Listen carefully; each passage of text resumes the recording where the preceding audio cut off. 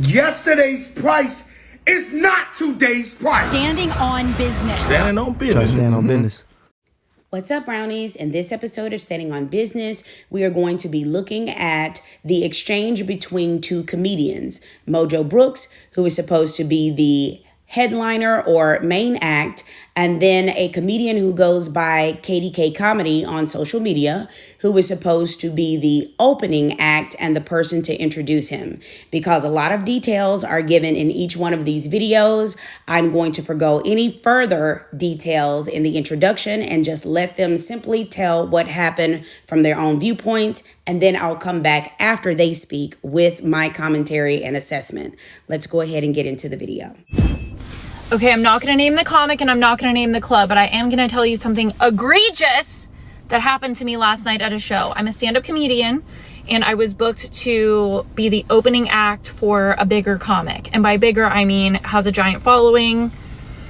It remains to be seen if he's more talented. Anyways, I had a perfectly wonderful set, and this comic actually didn't arrive in time for his show. So he arrived while I was on stage. He was over 30 minutes late to his own show. So I Googled him to get his intro facts, and made sure I had his name correct and was hyping up the audience. I had a great set. I did not bomb. I'm a self-aware person. I've been doing stand-up for over 8 years. So if I bombed, I think I would know. No, the audience was laughing. They were into it. And then I introduced him. I hyped up the crowd. I said his name right. Everything was great. He comes out, doesn't look me in the eye, doesn't shake my hand, and starts ripping me to shreds, saying, I'm so sorry that she was on this show. You didn't rock up to the wrong building. I'm sorry if you wanted a refund. She doesn't belong here. She doesn't fit in. I don't know why someone booked a substitute teacher. She should have brought ratchet shit. I don't really even know what that is supposed to mean, because that's not authentic or genuine to me. And I'm not going to try to pander to an audience just because we come from different backgrounds. I'm going to find the common ground of what everyone can laugh at regardless of their background. And that's what I did. And it happened. And then he spent the first 5 to 10 minutes of his set ripping to shreds that I didn't belong in the same building as him with his audience. Cool. Very good look. So I left. I told the club what happened and I left. And they closed out the show however he saw fit. Now let's listen to the comedian that she's talking about with his response and some receipts. Hey y'all, just want to finally go ahead and address what this comedian has said I've done to her after she opened up for me in San Diego on Thursday. Just to dig right into it, she said I was late. I was not. The show was scheduled to start at 7, but because it was sold out, they wanted everybody to get in the building, so they pushed the time back to 7:30.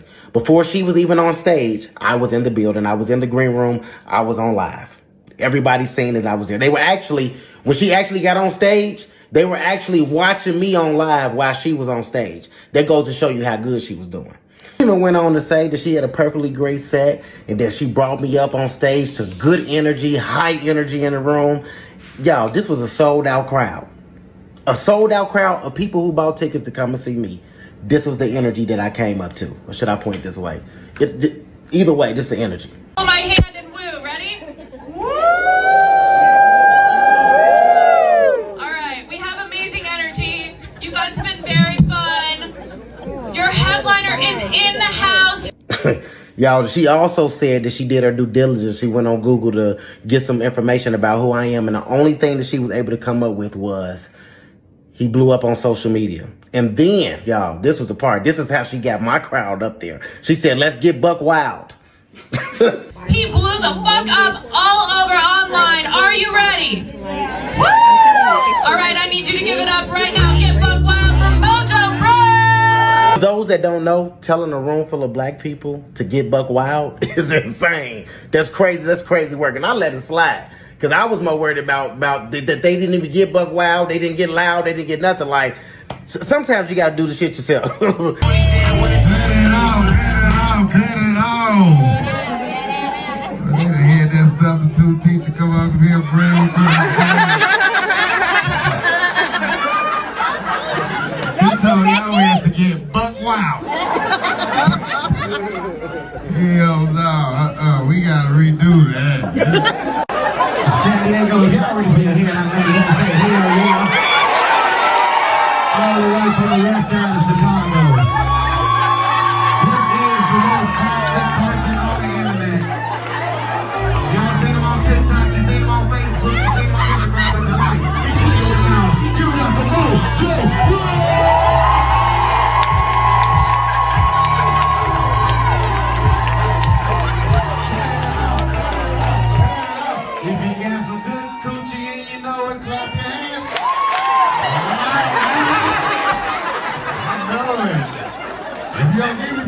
clap your hands. What you clapping for? Are you clapping for me? Okay. Let that shit clear now, eh? That nigga started clapping. I'm like, wait a minute. Don't get buck wild. She said that I said that she was at the wrong show and that she didn't belong at my show. This is actually what I said. I just DM me like, I think I'm at the wrong show.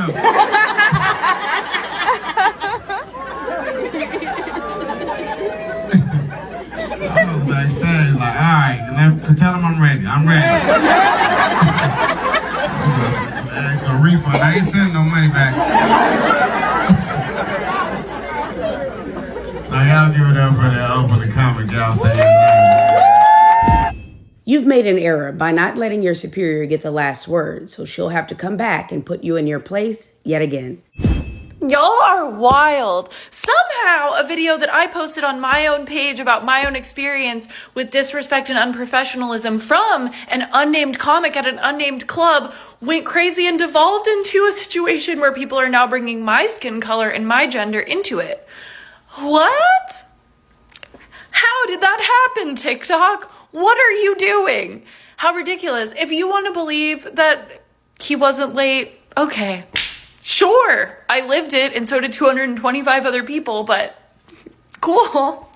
If you want to believe that he posted everything that happened and not just clips to make himself look a certain way, then also, okay, got it.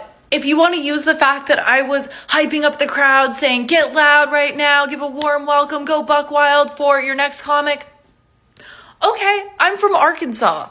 I went to University of Arkansas. We went hog wild, buck wild. I've said that at hundreds of shows. But sure, make a judgment call on my character based on that. Go ahead. If you're a fan of his and you want to go to my TikTok and my Instagram and leave a bunch of comments about how I should unalive myself and my career should be over, and you want to come to my shows and physically assault me and boo me, that says a whole lot about your character.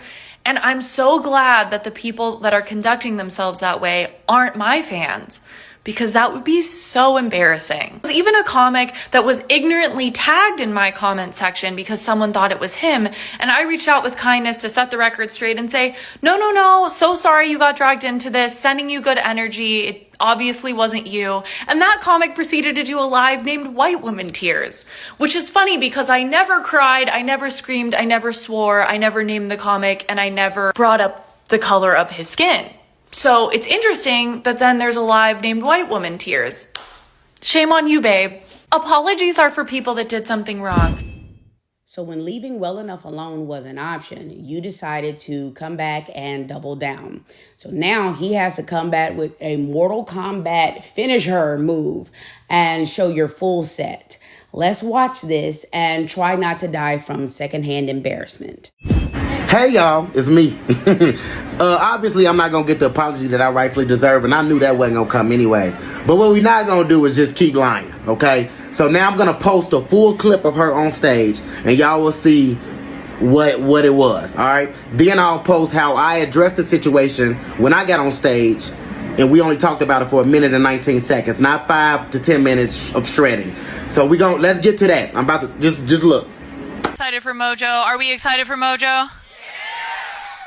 Me too. Now, first she was excited to see me. Now she mad at me. She don't like me no more. That's crazy. That's my last time cutting y'all. I was going straight through the rest of it. I just want to point that out, that she was excited to see me. I'm just happy to be here. It's been kind of a rough week. I had a birthday. Thank you.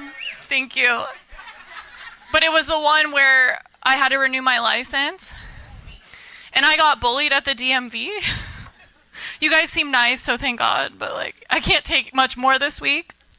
I went in and first they say, do you want to be an organ donor? And I clicked yes, because I'm an amazing person.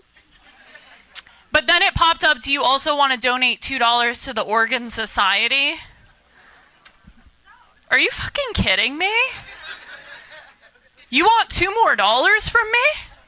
Is the promise of harvesting my fresh brain, heart, stomach, and spleen not enough for you? Now you get none of me. I almost unchecked the organ donor box. Well, they done had that substitute teacher come up here and bring me to the stage. She told y'all ass to get buck wild. Hell no, we gotta redo that. Y'all was out here like, hey man, we came here for the ghetto shit. What the fuck? Where the fuck is he at? Somebody just DM me like, I think I'm at the wrong show.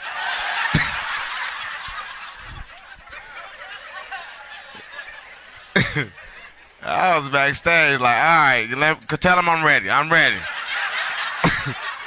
These motherfuckers would ask for a refund. I ain't sending no money back.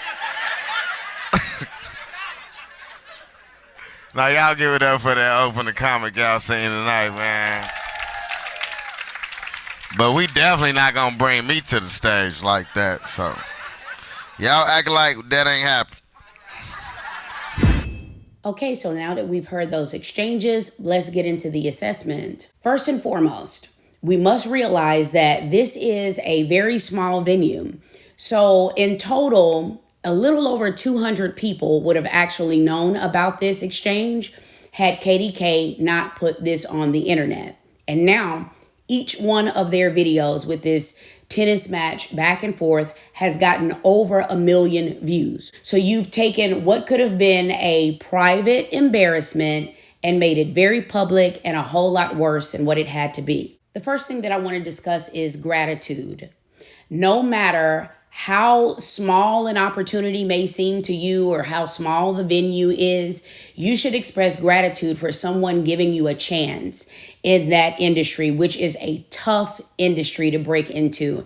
And she seems fairly new and fairly green. If she's not new or green and she's been doing this for years and she's a bigger name than what we know, then that actually makes it worse, because it sounds like what it came down to is you did not do your homework.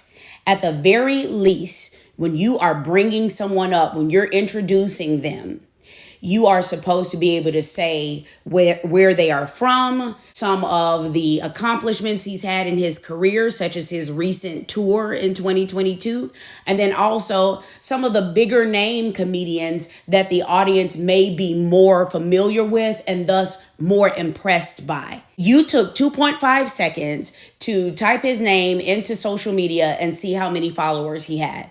You did no research, dear. You simply were not prepared. Another bit of the lack of preparedness is you clearly did not study his material, because if you had, you would have been able to anticipate what type of audience you would be walking into, and thus you'd be able to adjust your set to the audience that you had present. You saw that you were bombing, and instead of doing a pivot, you just continued to lean into it and let it ride out. You phoned it in start to finish. Your jokes weren't necessarily so bad. It was actually kind of cute. I'm at the DMV and I'm already giving you my organs. I'm already saving your life. And you want some more money too? The biggest problem with that, regardless of the audience, is your timing. Your timing was off. You put too many pauses and you wait too long between the setup and the punchline. You just didn't do a good job, dear. It was a failure all the way around. The next thing that I want to address is your decision to not name the comedian or the club. From a professional standpoint, this was actually smart. If you're going to do wrong, do it right. You don't want to burn bridges in the process, right? You may have to work at that club again someday. You may have to work with that comedian again someday. However, this is the information age. It takes 2.5 seconds to figure out who it is that you were talking about. And that's exactly what happened. The real reason why you didn't name the comedian and the club was cowardice, though. You just wanted to have plausible deniability in case this went left. You wanted to throw a rock and hide your hand. But because it was so easy to find out who you were talking about, that rock went through that man's window and he responded in turn. And it was a good thing that he did. And I'll tell you why. So let's go ahead and look at the difference in the way that Mojo handled this. The truth of the matter is this: Whether you were talking about him or not, and the receipts that he provided does support that this is actually who you were talking about. Let's not kid ourselves. Whether you were talking about him or not, his name had already been attached to this issue and this scandal. So, in the court of public opinion, the truth no longer matters anymore. Perception is reality, and it is perceived that he is the guy that bullied the poor, defenseless white woman, which is another thing. He was spot on in his assessment of white woman tears. Only, of course, as you know, in this situation, the tears were proverbial. You used your womanhood and your whiteness and the automatic power and the believability and sympathy and benefit of the doubt that comes along with that to kind of put him in his place, because how dare he, someone that ranks where he does in the hierarchy and in the caste system in this country, how dare he be the person who comes and checks you and to be disrespectful of you or to you? See, that's how you really felt. So this was a check move to put him in his place. His assessment was also warranted and further cemented by the fact that you went full Karen and decided to go report the fact that he was mean to you to the manager. I want to speak to the manager. I'm telling the club owner that you said something mean about me. Dear, this is the nature of the beast. This is the nature of the industry. If your skin is not any thicker than that, then you're simply in the wrong field. You need to find something else to do. Ultimately, I see nothing wrong with the way that Mojo handled this because he was dragged into a situation. It was very well within his right to defend himself because he was assumed to be the person who attacked someone else. And he did it in a professional manner, and he did it the right way, which was by providing receipts. That was going to be the only way that he could clear his name. And I feel like he did exactly that. I hope that you've really enjoyed this video. If you would like to hear more thought-provoking and balanced content like this, please go ahead and subscribe. Falling your way, so you can wake up.